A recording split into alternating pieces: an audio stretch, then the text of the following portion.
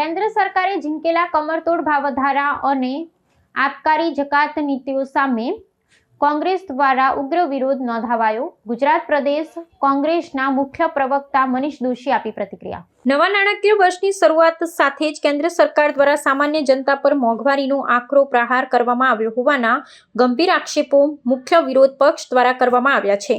ગુજરાત પ્રદેશ કોંગ્રેસના મુખ્ય પ્રવક્તા મનીષ દોશીએ જણાવ્યું છે કે એપ્રિલ માસની શરૂઆતથી જ વાહનોના ઈંધણ, ઔષધિઓ અને જીવન જરૂરી ચીજ વસ્તુઓના ભાવોમાં અસહ્ય વધારો ઝીંકવામાં આવ્યો છે.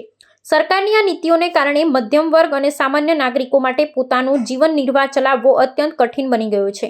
ભાવ વધારાની આંકડાકીય માહિતી આપતા તેમણે સ્પષ્ટ કર્યું હતું કે વ્યાપારી રાંધણ ગેસના ભાવમાં 218 રૂપિયાનો તોતિંગ ઉછાળો આવ્યો છે. આ ઉપરાંત ઉચ્ચ ગુણવત્તાવાળા પેટ્રોલમાં 11 રૂપિયા અને ડીઝલના ભાવમાં 1.5 રૂપિયાનો વધારો નોંધાયો છે. સૌથી વધુ ચિંતાજનક બાબત એ છે કે મધુ પ્રમેહ સહિતની 900 જેટલી જીવનરક્ષક અને આવશ્યક ઔષધિઓના ભાવમાં 10% વધારો ઝીંકવામાં આવતા વરિષ્ઠ નાગરિકો માટે દવાઓ ખરીદવી દુષ્કર બની છે. આ સાથે જ રાષ્ટ્રીય ધોરીમાર્ગો પર વાહનો પાસેથી વસૂલવામાં આવતા માર્ગ કરમાં પણ 10%નો વધારો લાગુ કરવામાં આવ્યો છે. સરકારની આર્થિક નીતિઓની આખરી આલોચના કરતા વિરોધ પક્ષના પ્રવક્તાએ ઉમેર્યું હતું કે સરકારે આબકારી જકાતના નામે નાગરિકો પાસેથી 35 લાખ કરોડ રૂપિયા ઉસેટી લીધા છે. વહીવટી તંત્રના યોગ્ય આયોજનના અભાવે ઈંધણની અછત સર્જાતા ચિનાઈ માટી, રસાયણ અને આરસ પહાણના ઉદ્યોગો ઠપ થઈ ગયા છે. રાજ્યમાં મગફળીનું વિપુલ પ્રમાણમાં ઉત્પાદન થતું હોવા છતાં ખાદ્ય તેલના ભાવો આસમાને પહોંચ્યા છે અને આંતરરાષ્ટ્રીય બજારમાં ભારતીય ચલણનું મૂલ્ય સતત ગગડી રહ્યું છે, જે દેશની કથળતી આર્થિક સ્થિતિ અને પ્રજાની હાડમારીનું સ્પષ્ટ પ્રતિબિંબ પાડે છે. સમગ્ર દેશની અંદર નાણાકીય વર્ષની દ્રષ્ટિએ 1 એપ્રિલ પછી જે રીતે કેન્દ્રની મોદી સરકારે એક પછી એક ઝટકા આપ્યા છે અને એના કારણે દેશનો સામાન્ય અને મધ્યમ વર્ગ પારાવાર મુશ્કેલીનો સામનો કરે છે. ગરીબ અતિ પરેશાનીનો સામનો કરી રહ્યા છે અને એમને પોતાનું જીવન નિર્વાહ ચલાવવો પણ અતિ મુશ્કેલ થયો છે. છેલ્લા થોડાક દિવસની અંદર જોઈએ તો ગુજરાતમાં અને દેશની અંદર કોમર્શિયલ ગેસની અંદર 218 રૂપિયા જેટલો તોતિંગ વધારો ઝીકવામાં આવ્યો છે. કહેવાય કોમર્શિયલ ગેસ, પણ આ કોમર્શિયલ ગેસના કારણે રેસ્ટોરન્ટથી માંડીને લોકોની ખાદ્ય પદાર્થોથી માંડીને અનેક ચીજ વસ્તુઓમાં સીધો ઉમેરો થયો છે અને લોકોની ભાવ વધારાનો ભોગ બનવો પડ્યો છે.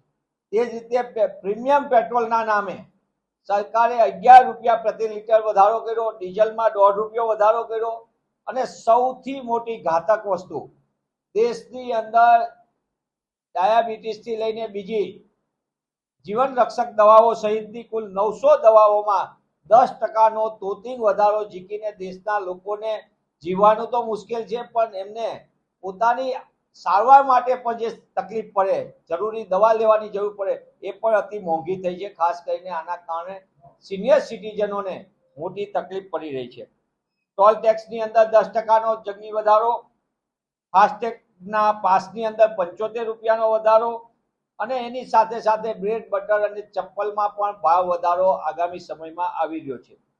એક તરફ ભાવ વધારો, બીજી બાજુ દેશની અંદર લોકોની આવક ઘટતી જાય છે અને એક્સાઇઝના નામે છેલ્લા 11 વર્ષમાં 35 લાખ કરોડ રૂપિયા દેશની 140 કરોડની જનતાના ખિસ્સામાંથી સેરવી લીધા છે.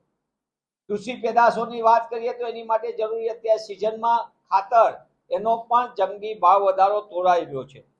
સાથોસાથે જે રીતે અત્યારે પરિસ્થિતિ છે ગેસની, આંતરરાષ્ટ્રીય વાતો કરીએ પણ હકીકતમાં આયોજનના અભાવના કારણે આજે ગુજરાત જેવા ઔદ્યોગિક રાજ્યની અંદર પણ સિરેમિક ઉદ્યોગથી લઈને બ્રાસપાટ ઉદ્યોગથી લઈને કેમિકલ, માર્બલ સહિતના ઉદ્યોગો ધંધાઓ ઠપ થઈ રહ્યા છે. 50% કરતાં વધુ ઉદ્યોગો અત્યારે ફરજિયાત વેકેશનના કારણે શ્રમિકોને પણ પોતાના વિસ્તારમાં જવાની ફરજ પડી રહી છે. આગામી દિવસોની અંદર central board for secondary education CBSEના પુસ્તકો શરૂ થઈ ગયા, કારણ કે એનું વેકેશનમાં અત્યારે એનું શૈક્ષણિક સત્ર શરૂ થાય છે 1 મહિનો. તે સમયની અંદર NCERTએ પોતાના પુસ્તકોમાં પણ મોટો વધારો ઝીકી દીધો છે. ત્યારે આગામી દિવસોની અંદર એક પછી એક ભાવ વધારાના કારણે દેશનો સામાન્ય માણસ પરેશાનીનો સામનો કરી રહ્યો છે. દેશમાં એક તરફ રૂપિયો સતત પ્રધાનમંત્રીની ઉંમરને પાર કરી જાય તે રીતે સ્પર્ધા કરી રહ્યો છે અને 95 રૂપિયા જેટલી ટોચની સપાટીએ પહોંચી ગયેલો ગમે ત્યારે સેન્ચુરી તરફ ધસી જશે। ત્યારે દેશના નાગરિકો આગામી સમયની અંદર મોંઘવારીના મારથી પીસાવું પડે અને બીજી બાજુ 2014 પહેલા જે અચ્છે દિનની વાત કરતા હતા, એક કેન્દ્રની સરકાર અને રાજ્યની સરકાર 30 વર્ષથી તેમનું આયોજનનો અભાવ દેખાય છે। સિંગતેલમાં પણ ગુજરાત એવું રાજ્ય જે મગફળીમાં અગ્રીમ દેશમાં ઉત્પાદન રાજ્ય કહેવાય, એ ગુજરાતમાં સિંગતેલના ડબ્બામાં પણ મોટા પાયે વધારો ઝીકાઈ ગયો છે। એટલે કે એક તરફ ગૃહિણીઓનું બજેટ ખોરવાય, બીજી તરફ મધ્યમ વર્ગ સામાન્ય વર્ગ પોતે નિશ્ચિત આવકમાં પોતાનું ઘર ચલાવવાનું હોય એને મુશ્કેલી પડે, અને જે માલેતુજા છે એને મજા છે, કારણ કે માલેતુજા રાજને 26 લાખ કરોડ રૂપિયા જેટલી માતબર એમનું દેવું આ કેન્દ્રની મોદી સરકારે માફ કર્યું છે। ખેડૂત દેવાદાર થતો જાય, કૃષિ મોંઘી થતી જાય, ખર્ચ વધતો જાય અને આવક ઘટતી જાય, અસમાનતા વધતી જાય એવી સ્થિતિનું નિર્માણ થયું। ત્યારે કોંગ્રેસ પક્ષ તરીકે અમે માંગ કરીએ છીએ કે મોદી સરકારે જે સત્તામાં આવવા માટે ભાજપાએ અચ્છે દિનનો વાયદો કર્યો હતો, એ અચ્છે દિનની વ્યાખ્યા 11 વર્ષે કેન્દ્રમાં સરકાર હોવાથી એમને આપણને સૌને અહેસાસ કરાવ્યો છે।